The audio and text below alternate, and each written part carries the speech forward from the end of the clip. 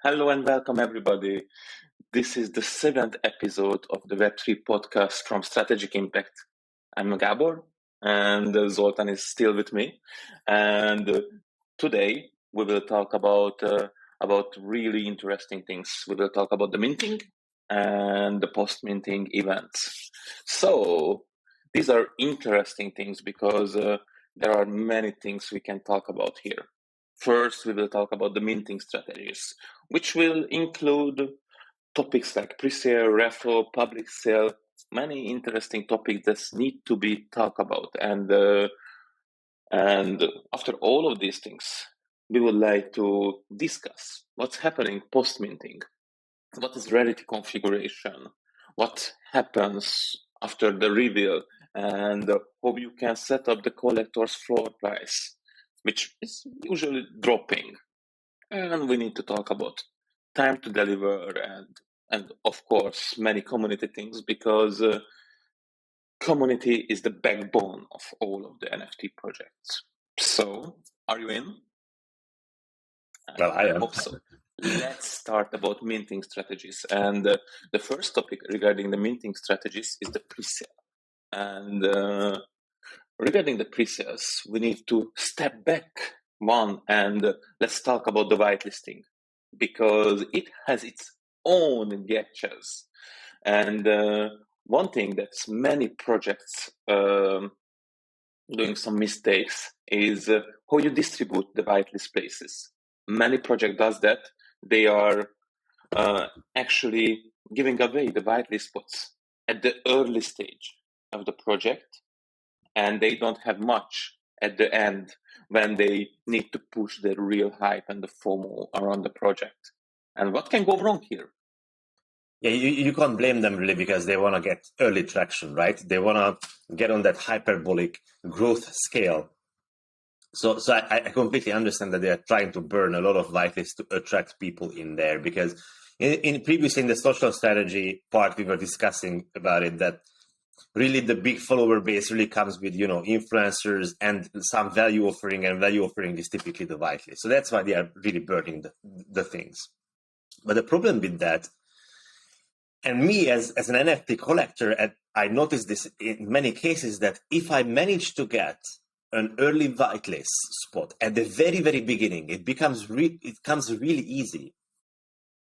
That unless there is a really solid strategy to engage me through the process while they get to the pre-sale point, I even forget about the whitelist that I have. I just don't care about it. It just doesn't offer as much value for me as something that, is a really great project, has traction, and at the very end, I get a whitelist after hard work, right? It's a completely different psychological mindset. And I have lost whitelist spots this way, that I just didn't follow up with the project because it was too easy to at the beginning, and I didn't need to do anything to keep that whitelist. So I didn't really engage with the project in any way. I didn't even follow announcements. And it happens because there's so much noise today with the various projects. There's basically every day there is 10 projects coming out, right? So it's really hard to compete and to find your voice in this craziness. That if you don't engage your people and you don't make sure that you are giving the whitelist spots to the ones who are actually going to mint, then you are going to face a problem where you get to pre-sale and you won't reach the numbers that you want. And if your pre-sale is dead, your public sale is dead as well. We have said that many times. So that distribution and making sure that you are giving the whitelist spots to the ones who will mint, e.g. the ones with the highest engagement through your project, is absolutely critical. Yes, indeed. And the other gotcha regarding the whitelist is always you should create a large pool of whitelists or a smaller one. This is always a big question, and there are pros and cons for both approaches. Yeah, absolutely. And it's very interesting because this is changing. Like what people did in November and what worked in December was different to what worked in January and February, and it is different to what is working today. We are making this recording right now in March, and we can safely say that we are in a pretty bad NFT bear market right now. And again, it's completely different what will sell out and what kind of strategy you should be employing. So you always have to follow the other projects and see, because they are testing for you. They're testing various strategies for you. You have to check what they are doing and what is working well. What we are seeing these days that, for example, collections with 10,000 items, they don't sell out. So you have to decrease that. And whitelisting plays a big role with that. If you have a small whitelist pool, let's say, for a large collection, then what you will definitely not get is getting close with your public sale to being sold out, right? You can raise exclusivity. Like getting a whitelist will be significantly more, precious, because, getting anything in a public sale is really hard. But the problem is that if, let's say, you have a collection of 10,000, then you create a pre-sale of, a whitelist pool of, let's say, 1,000, and everybody can mint 2, then the best case scenarios is you will get everybody from your whitelist minting, they want. Everybody will be minting 2, because that's how much you allow, they won't.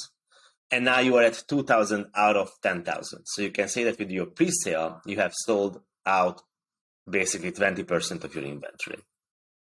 It doesn't even sound great, to be honest. It sounded great in December. Today, it doesn't sound great. And you're putting yourself at risk. You're putting yourself at risk because now at the public sale, will you sell out? There's still 8,000 to be sold.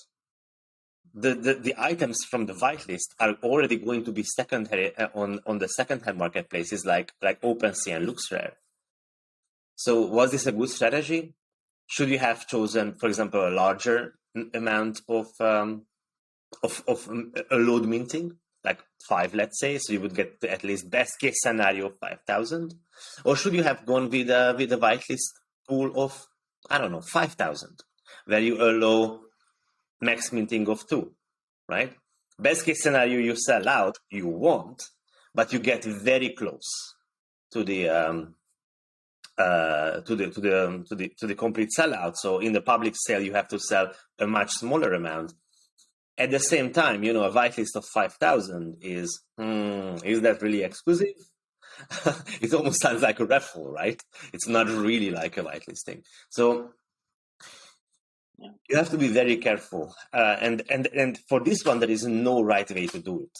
There is always a right way to do it in the current market, with your collection size, with your type of art. So you have to find similar project in the current sentiment of the market and follow the successful ones, right? Don't try to reinvent the wheel here. Yeah, and there are always exceptions.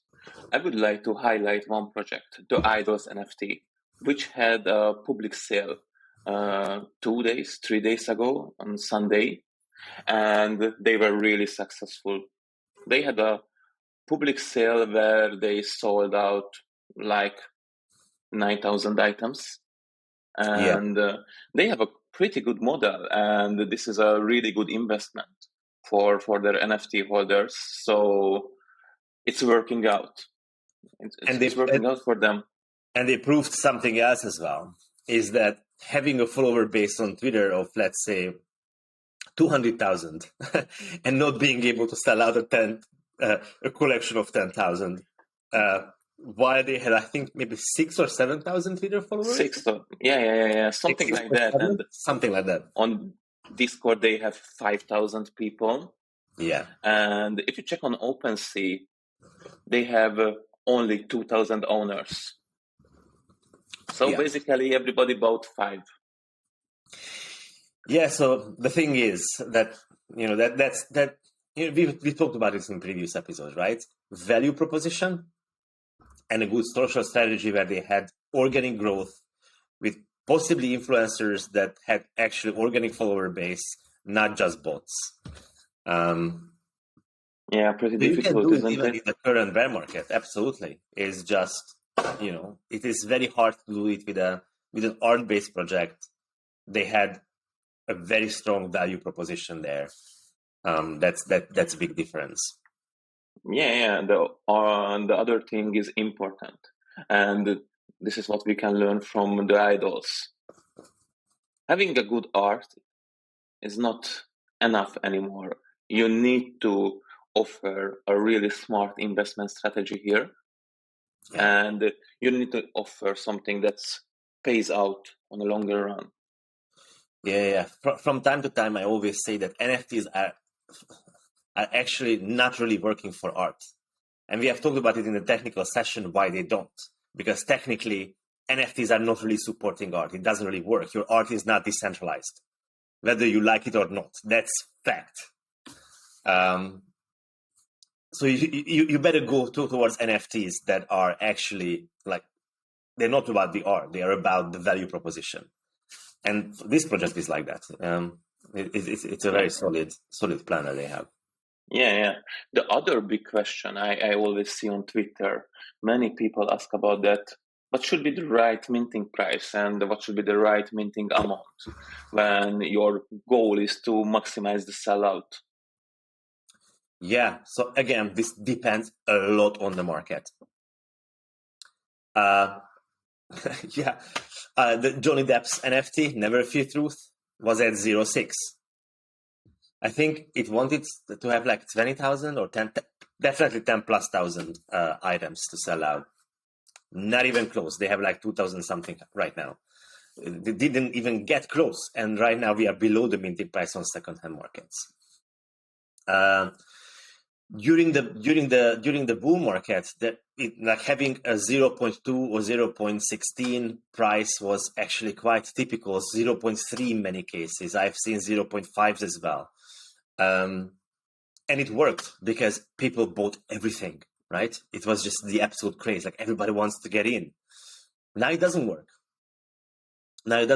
People are going with 0.05, 0.08, 0.1. Some do 0.2. It can happen, but right now it's really hard. So you have to check what similar projects in similar market conditions when you are minting are doing, and you have to adjust to that. And saying the minting price 3 months before you are actually minting is super risky. It's super risky. Reveal the price closer to your pre-sale, because that's when you know what kind of market you're actually in. So it's important to consider, along with the whitelist size, along with your collection size, how much you're minting for as well.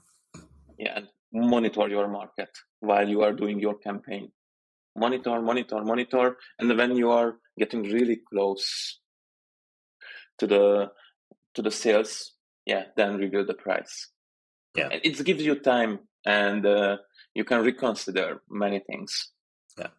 Don't get greedy. Like right now, selling out a collection of 10,000 at a mint price of 0.2, unless you have an extremely outstanding NFT project with very, very strong, social presence already, that is just not going to happen. Right now, it's just not going to happen. Maybe 2 months from now, it will be like this, but right now it's not going to happen. So you just look at the market. The other thing, which is really important here, and many people talking about, it's the Raffle. When we are talking about Raffle, we need to define it. It's basically a gambling competition in which people obtain number tickets, and each of which has a chance to win a prize. Basically, you enroll with your Ethereum address, and then you either get selected or not. If you get selected, you can mint in a public sale, right? But if you don't, then you don't. And many people like this, some doesn't. but it's definitely helps filtering bots because this is what we talk about 2 episodes before, and we just mentioned that bots can actually unbalance the ownership, and the bots can also push up the gas war. Oh, crazy. By crazy, I have seen scenarios when they were actually bidding before the sale happened. They're already creating the transactions for, public minting before they actually open the public sale. So filtering out bots is quite important if you can, and Raffle is actually a good way to go about it. You can look at those accounts. You can go for a raffle with combined with a Discord ID. So getting rid of it's quite important. Many people say it's unfair, it's like a lottery, but it's for a good reason, and it's balancing the chances, and you have still much higher chances to actually grab a spot than the bots are just eating everything up. So this is really important, and this is the point where we are getting closer and closer to the public sale, which is usually 24 to 48 hours after the pre-sale, and many things are happening here. We are actually in a pre-reveal state, and this is the time when we really have to show something. Yeah. So let's talk about what reveal is and why it's important, because it turns out that quite a lot of people who are getting into NFTs, they actually don't know what a reveal is. And it is very important because you need to support it by your contract. Your smart contract needs to support this concept. Otherwise, it's just not going to happen. So what reveal is that when you do your pre-sale, you're buying something, you're buying an NFT, right? But at that point, you won't know that. Even you buy the NFT, the token ID is assigned to you, but you don't know what the actual art will be. There is just a temporary image, and you don't know what the traits will be, so you don't know the rarity, which means that your NFT doesn't actually have a value yet assigned. And this is very important because after pre-sale, the items will go on second-hand markets like OpenSea or LuxRare, right? And people can start trading. But since nobody knows what kind of NFTs you have and what kind of NFTs you're selling, the floor price is going to be relatively balanced. Of course, there will be, outliers like people selling for 100 Ethereum because they go crazy. But usually the price will be roughly like maybe there's a linear growth, but it's going to be quite even. And that means that when public sale comes, people are still interested because usually the price is still, above your minting price. And you are hoping to get something good. And when the post reveal happens, a couple of days later, we can talk about it, how long you should wait. But when that happens, that's when the value gets assigned. That's when you see your actual art. That's when you see your actual traits. Now, if you don't do a reveal, then think about this. After pre-sale, everybody knows what's on the second-hand market. Everybody knows which are the more rare items. They're going to buy from there, not from your public sale. Right? Why would I buy in a public sale a lottery item when I can go into the public sale, into the secondary market and just choose one that I think it's worth buying? So having a pre-reveal period is actually quite important. So the question is, how should you do it? Yeah, and you really need to think upfront about this because this is something you must design into your smart contract.